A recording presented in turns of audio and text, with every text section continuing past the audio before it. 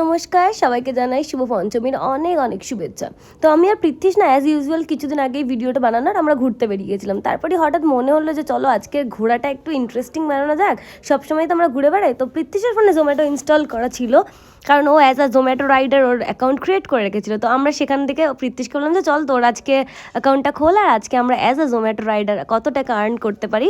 2 আওয়ার্সের একটা গিল্ড বা কিছু বুক করতে হয়, তো দেখা যাক।